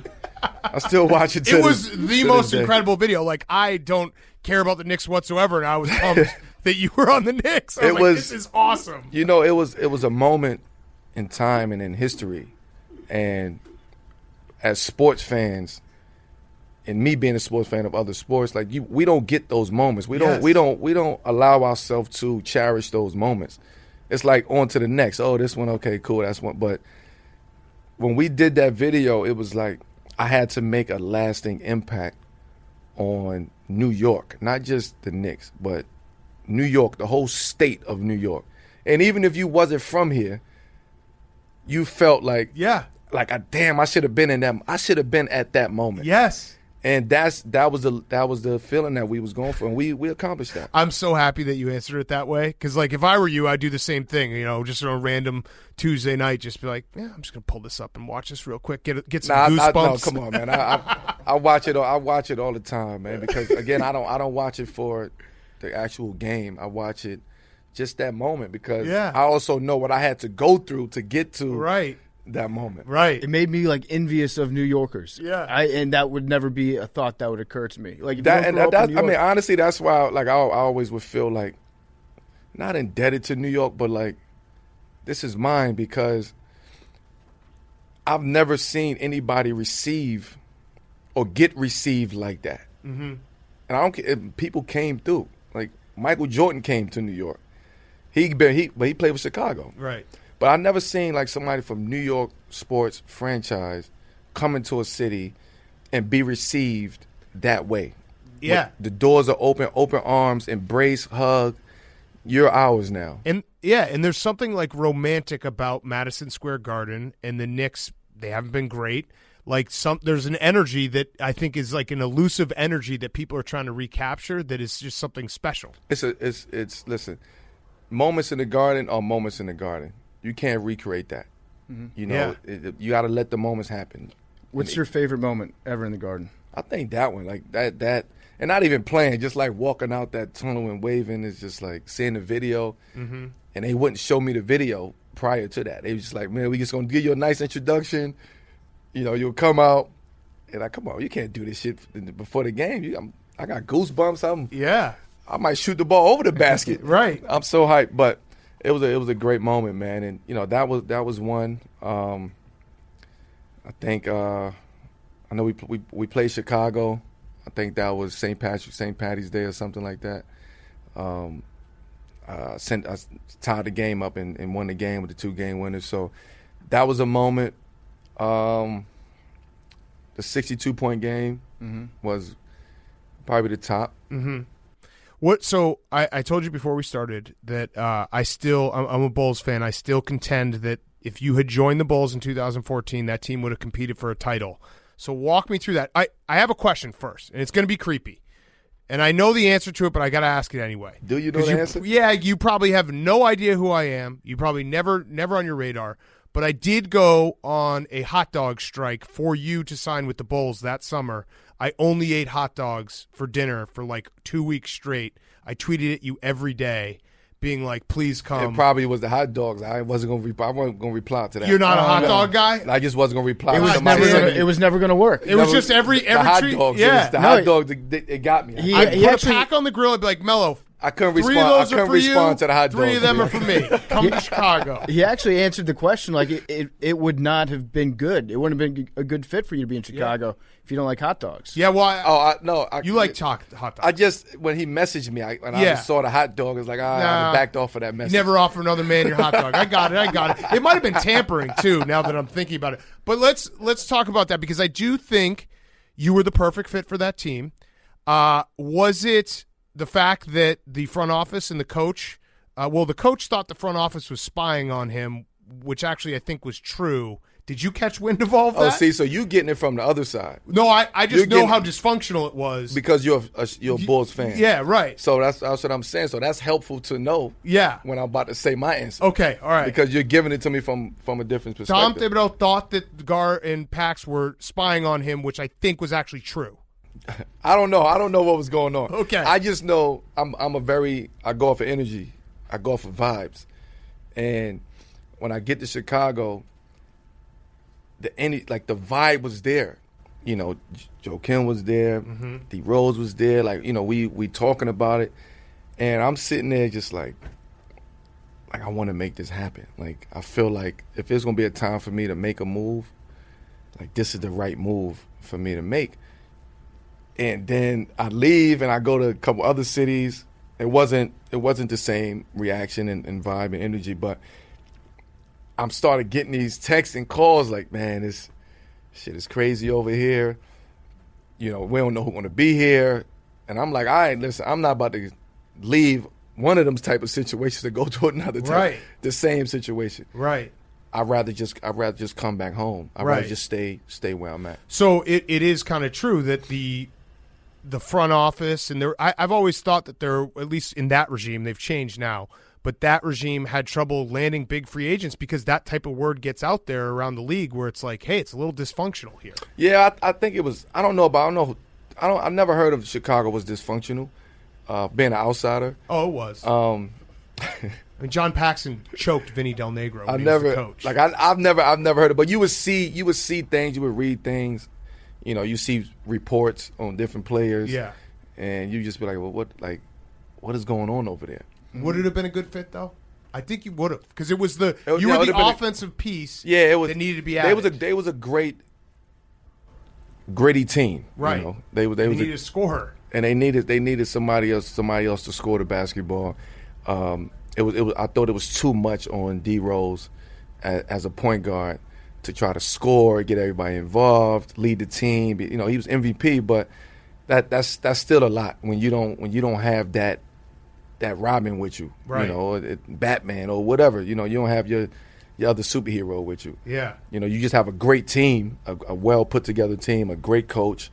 But when you got to do it yourself, even though you can, when you got to do it yourself, it's tough. Yeah. I'm glad you brought up the Batman and Robin, because I'm about to ask a question that I'm going to hate saying, but I have to ask it. So, Batman, Robin, AD, LeBron, which is which? Who's Batman and who's Robin? Yeah. I'm a Justice League guy too. Okay. Right? So I know the original Robin and I know the new Robin, right? I watch Teen Titans and all that. So I think they both Batman. Oh, come on. But I'm gonna say this. I think they're both Batman. I think at times, AD can be Robin, right? LeBron could try to be Robin, but that ain't who he is. He is Batman. You know, he Bruce Wayne. AD can be Robin. He can switch it up, and that's how I like to. I like to say that. Now they both Batman, but AD can be Robin a little bit more than LeBron can be a Robin. Yeah. How frustrating was it when you were out of the league, knowing that you were still better than a lot of guys in the league? Because I'd see the videos. I am convinced that what's the gym called that you guys all work out at here in the Sky? Yeah, I'm convinced the rims are slightly bigger because no one ever misses in that gym. It's a shooter's gym. Yeah, right. Exactly. It's not bigger, but it's a perfect gym for the Instagram. Yes. But how frustrating was that? Because you're sitting there like, I'm still better than a lot of guys here. Why am I not playing? Yeah, and it was my runs too. Like I was, I put the games on, so it's like I don't even want to go to my own runs because it's like I was embarrassed. I felt uncomfortable being around like other, my colleagues, other players. And just that time away from the game, I was like, at first, and again, it took me back to why me? Like, why is this happening to me? Like, out of all people, why me? Right. Is this karma? What did I do wrong? I started reflecting back on just things that I've done in life. Like, damn, does this have anything to do with it? And then I just had to get away from it. And I had to just say, basically just fuck it. Like, I don't care about the game no more. Yeah. The game didn't love me the way that I loved the game at that moment. So when that happens, you got to walk away from it. Yeah. When did you know that the game started loving you back? When you start feeling that? Going into the runs, playing pickup. I mean, the game, that never went nowhere. That would never go nowhere.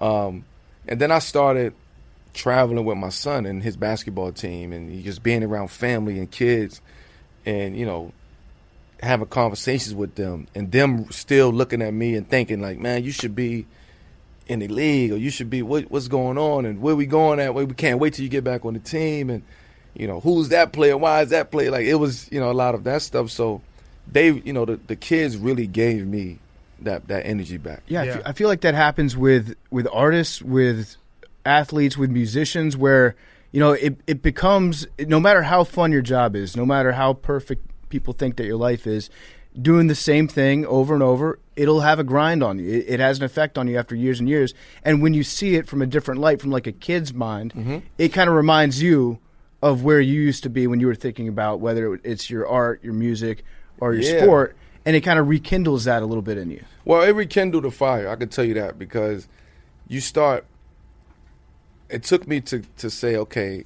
I'm done with it. Like, I had to put it in perspective. I was 15, 16 years in NBA. Not many people could say that they accomplished that. I stood on that, though. 16 years, I did what I had to do. I wanted to win a championship. I couldn't. I didn't do it. Fuck it, I'm cool. Like, I'm going to get away from the game of basketball. But I had to really come to a hard stop. I don't want to talk about the game no more. I don't want to watch the game no more. I don't want anything to do with basketball because I'm completely done with it. I'm on to something else. And the more time that I was off, the further and further away that I was detaching myself from the game of basketball. And I started to see it differently. I had a different perspective on the game of basketball, the business of basketball, and just how to maneuver it, because I never got a chance to step out of it and look at it from a different perspective. I always had to go off of somebody else's perspective and what they think and what I should do and what they think I should do and so on.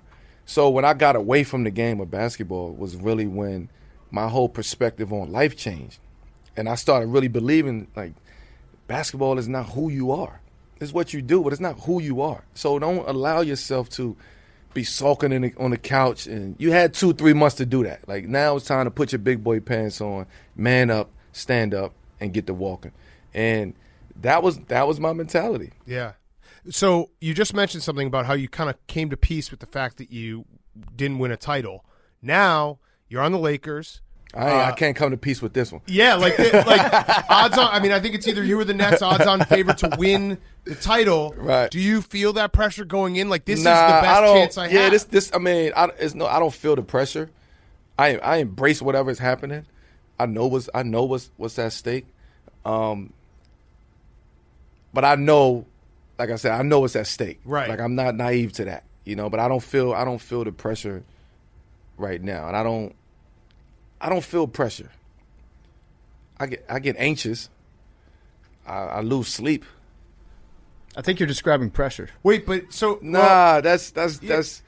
that's when you thinking, you up thinking, you just up and you just trying to figure it out. You're not. There's no pressure. You just want to make sure everything goes smooth. Okay. Everything go right. I would imagine, and I want to make sure I do what I got to do, right, to be, an integral part in whatever team success we have. And maybe this is wrong, but a lot of athletes we talk to, they have that feeling of like, all right, I don't feel pressure. I have anxiety before a game or something, but once I'm playing the game, this is what I've been doing my whole life. Yeah, but it's different because even though I said anxiety, I do a really good job at compartmentalizing. Mm-hmm. Right, and if this is what I got to deal with, I'm going to deal with this. I'll deal with everything else as I move along. But I know the situation that we're in. I know what's at stake. I know we all know what's at stake, and I know the mindset that we have right now, and we haven't even started doing anything together yet. Right. I know where we're at. I know based off of reactions. I know based off of conversations. I know tone of voice. I know tone of conversation, and I know how locked in guys are. Mm-hmm. Yeah. And if we do what we have to do, we'll give ourselves a good chance to get there. And once you get there, anything can happen once you get there. We just want to get there and give ourselves a chance to win a championship. Yeah. How concerned are you with the new ball that's coming out this year? Have you shot with a new ball? The Wilson? Yeah. Yeah, I shot with Wilson. I had to get used to it. Is it so it's a little bit different? It's a little bit different. Would you say that it's like, you remember a few years ago when the NBA switched up the balls? It wasn't that. No, it's not that. The reason I'm asking is I'm trying to figure out what to bet on. If I should just bet all the sticky unders. Ball. Oh? Yeah. Yeah. That ball was bad. I can't tell you what to bet on. Yeah. All right, I got two steps. All right, let me ask you this. Are you a better shooter with a new ball or a worse shooter with a new ball? I adapt. Okay. Good answer. I mean, I assume. Me too. I would imagine it's just. Is there ever a time where you're just like, this is so fucking sweet that I'm this good at shooting? Is that a dumb question? No, it's not a dumb. No, it's not a dumb question. People ask me that. Yeah, because I would think that like how do you people would say miss. people would say how do you get your shot that way? Like how? And I'd be like, man, I've been playing basketball for 30 years. Right. I've been practicing this for 30 years, and I'm still practicing it. So just the way somebody can tell you need 10,000 hours of anything you do to be successful, I have maybe double or triple that, right, quadruple that those hours that I put into my craft, which is I'm reaping what I sowed right now. Yeah, that's the benefits of the work that I put in. All right, so I have 2 stats for you. I hate stats, but go ahead. Okay, these are a little bit don't worry. These are a little different stats. Don't worry about it. The first one is the I got it fuck out of here stat. So I don't know if you know this, but TNT audio dropped 16 times per 48 minutes when Carmelo Anthony was on the court because you were swearing so much. Did you know that? I did. I've heard. I've heard tone. Fuck out of here, stat. Tone it down. I've heard it. I mean, you should just keep playing the way you're playing. Don't worry about that. You can't change a player's game in a knife. Yeah. The other stat. So 2015 All-Star game. Okay. At the time, it was the most points ever scored in an All-Star game. I think it was like 168 to 157. That was here in New York. Yeah. Okay. You played 30 minutes. Yep. You had 0 assists. Yep. How? Yeah, how? Nobody was making shots. There's 167 points scored. Or 300, Listen, 300 plus. See, that's knowing your personnel. Yeah. You got to know your place. When you're on a team like that, you do what you do best. And everybody would tell you, do what you do best. Because if you don't, you got all-stars on your team. Yeah. So why would I try to come in and be a passer when I have a passer on the team? It's Why true. would I come and try to block shots when I have a guy who can block shots? That's true. I'm here to score. Yeah. I like it. And that's what I'm going to do. It's a really good point. Game, yeah. Was there ever any moment this summer when the when the Olympic team got off to like a slow start in some of their qualifying games? Were you or not qualifying, but the practice games that they had leading up to it in Vegas? Were you thinking like, hey, maybe I should just give Pop a call because because we talked about chemistry earlier, and you need chemistry. Like you talking about guys who just. Even though we compete against each other every day and some guys play with each other on each other's team, it's still you can't put that together in a week and expect that you're gonna be successful. So I've been part of USA basketball since I was in the 11th grade. I played in four Olympics. I know what it is to put these teams together quick. I know in 2004 we put that team together in 2 weeks, and we went over there and got our ass whipped. But I also know what happens when you take your time and put the right pieces together and build that culture. And look at us now, we 3 gold medals, and after that, world championship, 3 gold medals. So to answer your question, no, I knew we was going to win. We the best in the world. I don't care what nobody say. I don't care how much the rest of the world is catching up. They're learning from us. They're only catching up to us because they're learning from us. And I embrace that. I embrace the international play. I embrace the new guys that's coming in. But we're still the best in the world. We had, regardless, we didn't have the top of the top, the cream of the crop.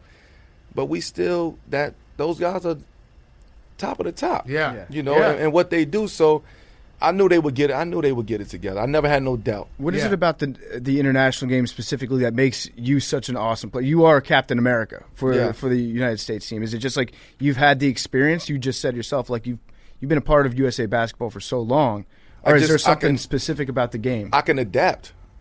Like what I can do, my skill set, I can adapt anywhere, in any type of game. So the USA game. That was an easy game for me. International game is an easy game. Again, I'm playing with the best players in the world, not in the country, in the world. So when you're on a court with four other the best players in the world, you just do what you do, right? And it wasn't complicated. You catch and shoot if you open, you swing it and pass it if you're not, and just be ready for whatever we need. And that was the mentality. And I found myself having success in the international game because this is just my take. I just think that my game flourishes when I'm on the court with great players like that. You know, because they respect me, I respect them. We know how to make it work. I can go get my own if I really wanted to. So I don't need somebody to spoon feed me. I just know my place in the game. And when you're playing with the best of the best, you just got to find your place in the game. And that's what I did. I found my place on the USA team, and I've had success with it. It's kind of like when Kevin Durant talks about playing with the Warriors, and obviously from a fan's perspective, people were mad when he made that move. But when you hear him talk about it, he's like, "This is the most fun I've ever had playing basketball." Yeah, like how could you not enjoy that? Right. Like if you have the opportunity to do it. I mean, now before it was different. Like early when we first came in the NBA, it was no way I was going to somebody else's team. Right. You know, it was no way I was going to play with Kobe. It was no way I was going to play with T-Mac. Like there was just no way. You know what I'm saying? Because the mentality was different, the game was different, situation was different. Everybody had their own situation and made the best man win at that point in time. Now it's like you try to do that now, your ass will be out the league. Yeah. Because it's impossible for anybody to do that. Yeah. Now. It's I don't want to say it's sad, but it is sad. It's a little bit sad because changed. it's impossible. Yeah. It's impossible for you to try to go do it by yourself. And I know guys who still have that mentality, who want to do it by themselves.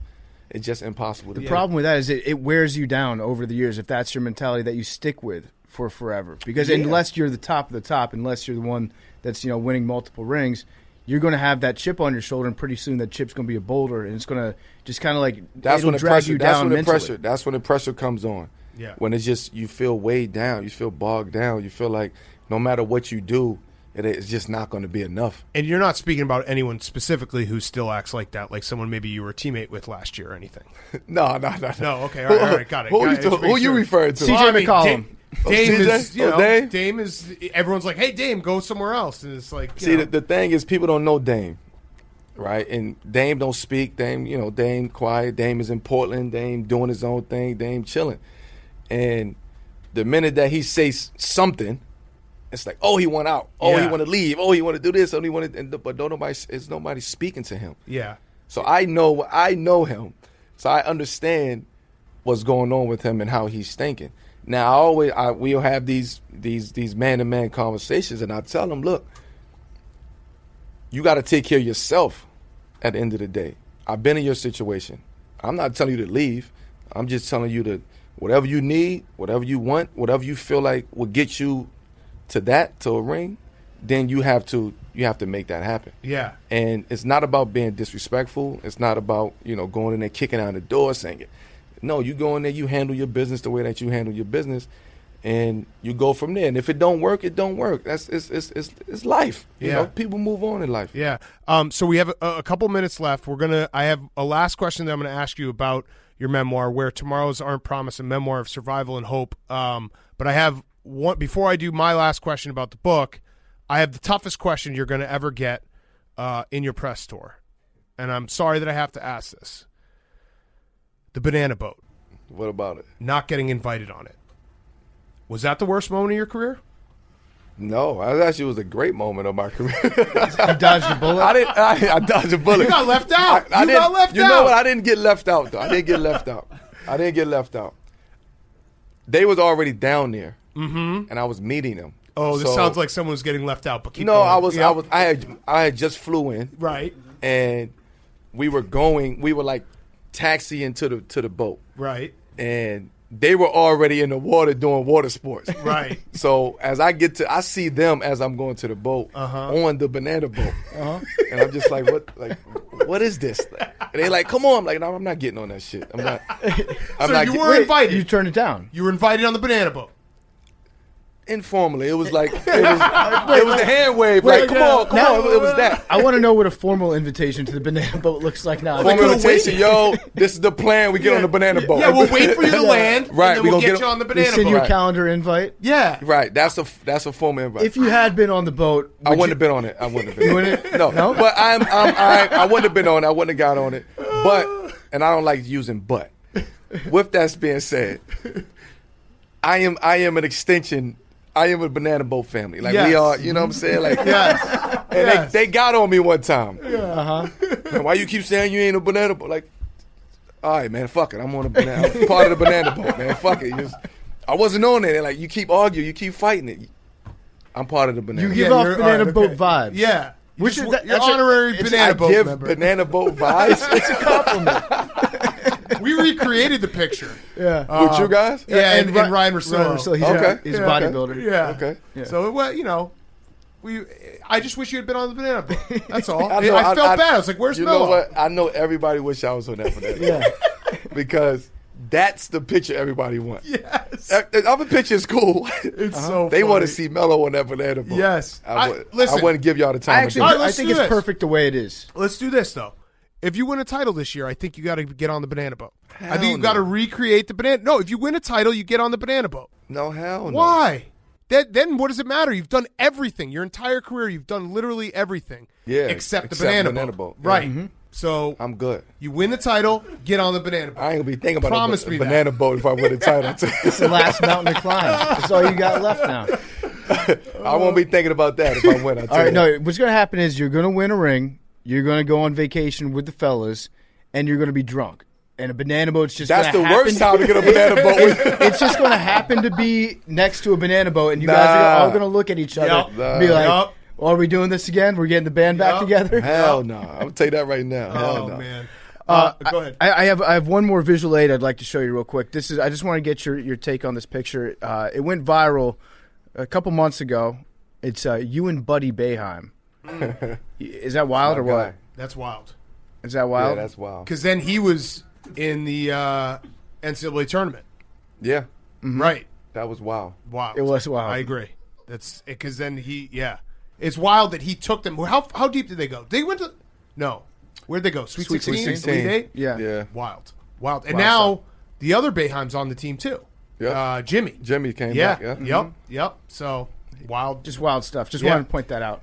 That picture was. I mean, that's actually a moment, though. Like Right. you know, like we talked about moments earlier. Like that's actually a moment to see that picture and to see where he's at right now. Like that to me, that's a special picture for me. Yeah. Because that was him, and when I was in the locker room every day, he come sit next to me in the locker. He come and pulling me. I play with him, chase him around the locker room, chase him in the arena. Like it was. That was our relationship. Yeah. And to see where he's at now is a special feeling. It's awesome. And that looks like maybe a 4XL shirt. Yeah, that was from the flea market too. Okay. After we won, I went down to the projects in Syracuse, and it was like a flea market, and they spray painted it, and Love it. it was. I think it was 5X. 5X. Okay, yeah. Yeah, it was All right, 5X. my fault. My apologies. All right, so we're gonna wrap up. This is the last question, the Roback question. Go to roback.com. Performance zips, T-shirts, everything. We actually have a performance zip for you, but you're probably not going to take it. But we have it. Roback.com. Use code PFT. You get 20% off. Use code PFT. You get 20% off. All right, so the book, everyone should go buy it. Where Tomorrows Aren't Promised, a memoir of survival and hope. People read this book. What's the one thing that you hope they take away with them from the book? Honestly, like I want. This is more for the younger generation, because I still feel like I'm the connective tissue to a couple generations, and why I'm still able to speak and that younger generation still listens to me. I want them to feel like they have a voice. I want them to see my story and hear my story and feel like, damn, if he really did it, not just somebody putting together, some pictures or a story. No, this is me writing my own story from my perspective. And that's what I want everybody to just know, that, it's cool to be vulnerable. It's cool to talk about things that's uncomfortable and be comfortable being uncomfortable. And I don't regret anything of how I grew up, what I've been through. I don't regret none of that. And because that's my foundation of who I am today. So what I'm saying is, what I want to say is, it's a universal message also. It's not just for boys, it's not just for young girls. It's for any and everybody around the world who going through some type of struggle and looking for, some type of light at the end of the tunnel. So that's what I hope everybody get out of it. And on top of all of that, stay mellow. When in doubt, stay mellow. Stay mellow. So we could do a whole other hour about the stay mellow and everything. But this has been awesome. Carmelo Anthony, we really appreciate you coming by. We've been looking forward to this interview for a long time. So indeed, I appreciate you guys, man. And I would say good luck, but I don't like LeBron. So you know what? I think good luck. I'm rooting for you. Yes, and I'm rooting for AD. I like you know what? AD. I think you're Russ. I think you're Batman. Yeah. I'm Batman by nature, though. Just I'm. That's so fucking cool to just say that. And I'm it's Batman by true. nature. Right. I am who I am. Yeah. Well, thank you, Captain America. Yes, there we go. Appreciate it. They can be Batman and Robin. Yeah, you be Captain America. Appreciate it a lot. Thank you, my brother. Always. Thank you. That very, very, very, very, very special guest, Carmelo Anthony, was brought to you by Cross Country Mortgage. Cross Country Mortgage is a lot like us here at Barstool. They're a people-first group of people. They're dedicated to the fundamentals of mortgage lending, which results in a fast, convenient, and less stressful home financing or refinancing experience. Mortgage rates are unbelievably low. Don't pay the bank more money than you need to. Our friends over at Cross Country Mortgage make it super simple to figure out how much you can save on a monthly basis and over the life of your loan. The numbers can be staggering. You don't know how much you can save unless you actually talk to an expert and you figure it out. So check it out at Cross Country Mortgage. They will make sure that you are not paying any more than you have to. They make it easy to deal with the mortgage industry. That can be a very stressful time in people's lives. If you're buying a home or if you're refinancing, well, the people at Cross Country Mortgage are people-first group of people. They are here to help you out. Rates might never get this low again. Check them out. Go to crosscountrymortgage.com/barstool. Learn more about your future home buying experience, or you can refinance your current mortgage. crosscountrymortgage.com/barstool. Cross Country Mortgage LLC, NMLS 3029. All loans subject to underwriting approval. www.nmlsconsumeraccess.org. Okay, let's wrap up. We got Guys on Chicks.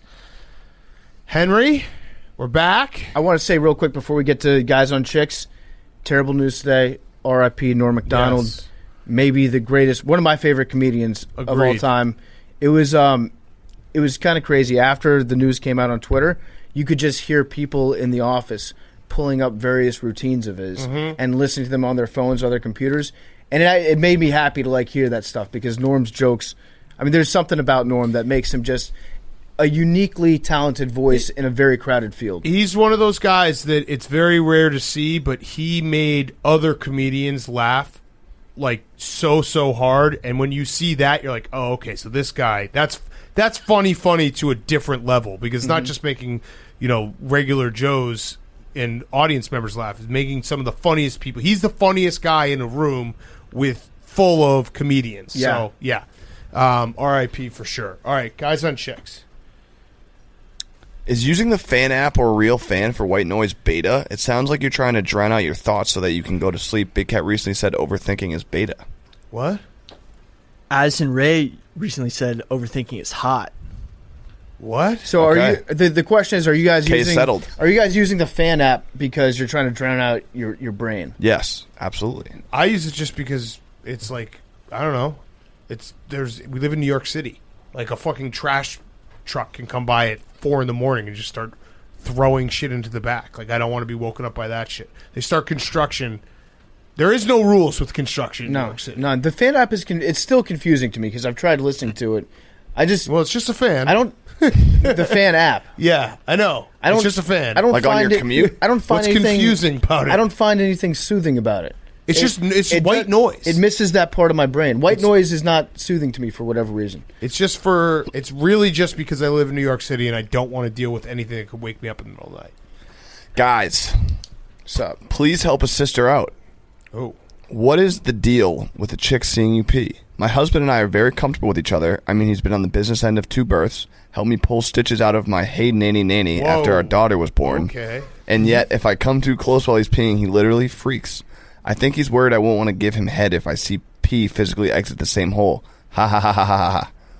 I don't know, is this weird? Is this all guys? Just speaking for me, but I don't care. I don't care. Yeah, I don't know what's weird about. Like, I think, why would you ever be afraid to pee in front of a girl? I think the only thing I can think of is he probably pees all over the seat. He doesn't want to be. That probably is something he's hiding. Might have bad aim. Yeah, but I don't. This is not a thing. Your husband is weird. Is he? Are you married to Ed Sheeran? He's jerking off and peeing at the same time. Hey, PMT gang. We recently moved into a house that has a microwave in our kitchen island that my husband refuses to stop calling a dick microwave. Yeah. Yes. Mm-hmm. Well, he's correct. Whenever someone new comes over, he insists on showing them our dick microwave. I've asked him to stop calling it a dick microwave, but he insists. He says it is a sign that we've made it. It's a convection oven. How can I get my husband to stop telling all our friends and family that we have a dick microwave? You can't. You have made it. That is...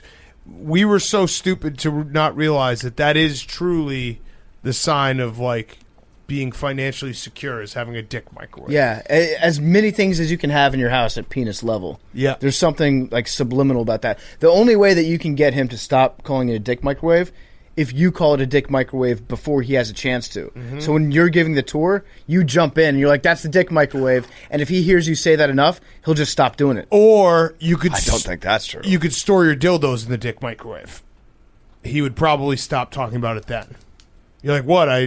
I got confused. You said the dick microwave. And then he'd be like, wait, you have this many dildos and they're that big? Damn. Football is back, boys. I need some advice. When my boyfriend pees, he sometimes drips a couple drops of pee on the bathroom mat in front of the toilet. Normal. When I go to use the toilet after him, I sometimes step in his drips of pee when I'm going to sit down on the toilet. Is this a normal thing guys do, or should I make him clean it up each time? It sounds, not to judge, because, listen, it takes all body types, but he just might have a short dick. Mm-hmm. Sounds like you might need to hover. Mm-hmm. Yes, agreed. Get over the target. Just squat. Yeah. One thing that always, I've never really been a huge fan of the fly system, because I feel like whenever I do that, I end up getting some on my leg. Like, it's hard. Dribble? Yeah. Mm-hmm. Yeah.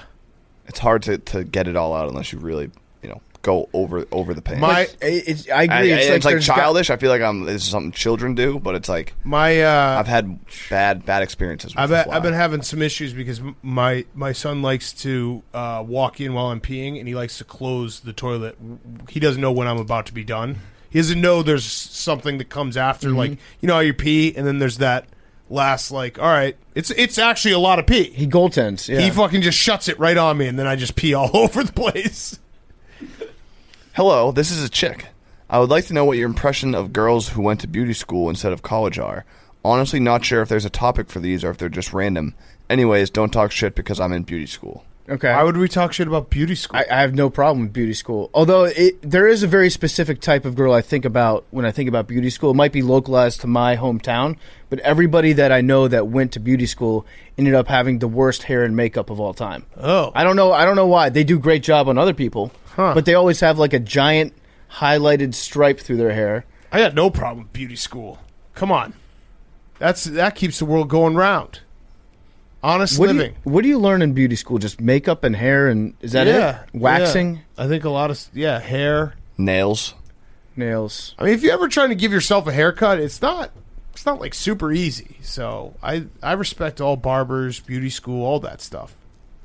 All right, so I don't even remember this, but this is someone responded with an update about my boyfriend with small junk. Uh-oh. I took your advice and just pulled out the toy.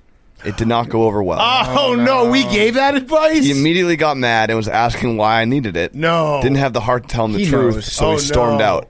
Oh, no. At least one of us ended up having a good time. Okay, well, here's the thing. I don't remember giving that advice. I don't regret giving that advice at all. And you know what? It worked for you, because if he got that pissed off and that insecure that he left, that's not a guy that you want to be with for the long term. Also, that's not a guy that cares about you. Yeah. And also, it's kind of self-fulfilling prophecy, small dick energy. Yep. To get that upset. All right, I say the more toys, the better. Yeah. Bring them out. Keep that motherfucking thing on me. Billy, Big Cat, PFT, Jake, ... Hank, ranked in order of best podcast voice. Rude. Wow. What was it? I have a terrible podcast voice. Billy, Big Cat, PFT, Jake, ... Hank. Okay, no Bubba was listed on that list. And then, I mean, that's got to sting for Jake. Jake's really the big loser in that for not being number one. And also, Billy's definitely going to use this in like the end of the year review when he's like, reasons why I should take over Pardon My Take. This one chick said that I have the best podcast. Studies have shown that I got like a pretty sweet voice. Yeah. Sample size. I've listened to PMT a little over a year now, and I love the podcast, even though I know absolutely nothing about sports. Love it. Neither do we. I think your guys' banter is hilarious. Thank you. Problem is, my ex-boyfriend, that's even worse, because it's just like she's just being brutally honest. And there's so many dots before my name. Yeah, because that actually is true. Not that it's in my head about it. That is true because she's not really even listening for the sports talk. No. She's just listening for the voices. Right. She is the best person to judge that. I mean, I know I have a bad voice too, but I don't think you have a bad Hank, voice. No, I do. You got a I think we beautiful all voice. have below average voices in general. I think I've got a terrible voice. We just have voices. Jake has. No one has I mean, remarkable. Jake went to school for this voice shit. Yeah, that's true. it's like, Sorry, my Jake. voice just sucks. Get a whatever. refund, Jake. The problem is, my ex-boyfriend is the one who introduced me to PMT. It also came to light that he is a cheater and a scumbag. Fuck him. I'm now finding it difficult to listen to the podcast without wanting to text him funny shit that was said on the podcast. Advice? Thanks. He'll know who he is. Oh. All right, so text him this. Fuck you, buddy. Should have cheated on this fine piece of ass. Me. Big Cat. Just making sure she knew I said that. I don't like the fact that we have people that cheat that listen to our podcast. Yeah. So that guy's disavowed. Yeah, he's not allowed to. Tell him he's banned for the rest of this episode. Probably because he likes my voice. He likes your voice? That was probably a big disagreement point that Yeah. they had in the relationship. Definitely. All right, Billy, any recaps? This is Yeah. now our number one voice. So the hardest part about She just likes bros. Yeah, your voice sucks, Bill. Yeah. I know it does suck. It really does. I voice know. is so Your boyfriend cheated on you and is a scumbag, and you also are attracted to Billy. Huh. I can kind of figure this one out. Okay. Harsh. But McGregor and MGK both caused a scene on Sunday night at the VMAs, and that made everyone realize that they weren't invited to the Met Gala. So it kind of MGK was definitely MGK MGK went to was the at Met. the Met Gala. He made out with Megan Fox while Kardashian No, I think was that was making the out with VMAs. Travis. No, that was yesterday. Actually, No, Billy's actually you're right. right. No, Billy's he's right. right. because Billy's right. because Billy's all the right. They were wearing pictures. different outfits. Yes, yeah. Billy's right. But MGK was at the Met Gala too. Yes, but he You is sure? right because Okay. they presented Kardashian and Megan Fox presented together at the VMAs. Yeah. Yeah. So we're all right. I have no idea. Billy deserves credit Billy's here. extra right. Good job, Billy. I think because the whole thing was about McGregor wanting a picture with her in that see-through outfit. Yeah. Anyway, Gronk is also the biggest stolen valor guy. Why? Officially. Why? He's been stealing valor. Why? He wants military insurance.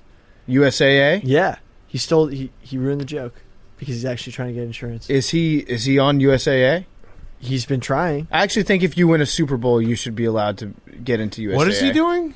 Have you been seeing the He's commercials? the spokesperson for. He USAA? keeps trying to get military insurance. I think he's crossed the line. Is that the point of the commercial where he's like trying to get USAA but he can't because he's Gronk? right. So whenever Gronk's on my screen, my brain it shuts off and I'm just like, okay, there's Gronk. He's trying to claim military benefits. I assume this is for LMFAO's greatest hits. improper benefits. Okay. So yeah. I mean, you and Gronk are the same guy. No, but he's the more military stealer. Like, if you could be one football player in the world, He's the more who would it be, military Billy? stealer. Billy's career aspirations are to marry into the Gronkowski family. Someday I want to be a Gronk. Yeah. Okay, nice. All right, numbers. You mean 8? 97. 69. 95. I don't think 97 exists in here. It's never been polled. 41 is out and 13 is out. Male playing giraffes headbutt female giraffes till they piss. Then they drink the piss to taste if they're 65. pregnant. Bonk. 65. It's a big time bonk. Love you guys.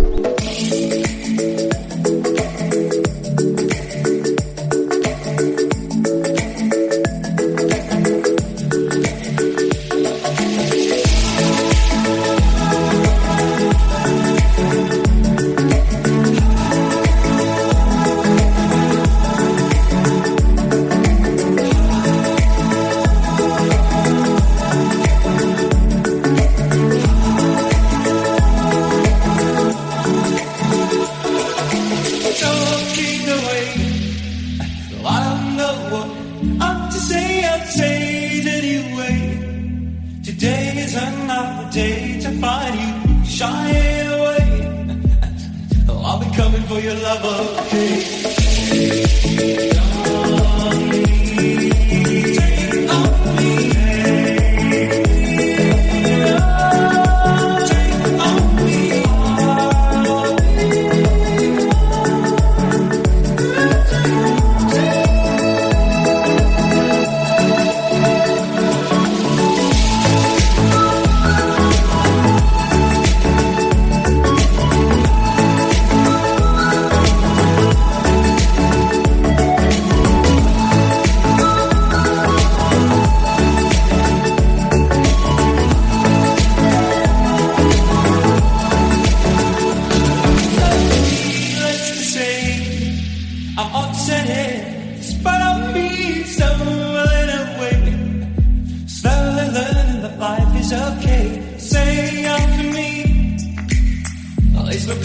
Safe and sorry.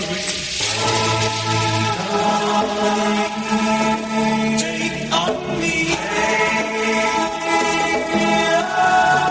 Take on me.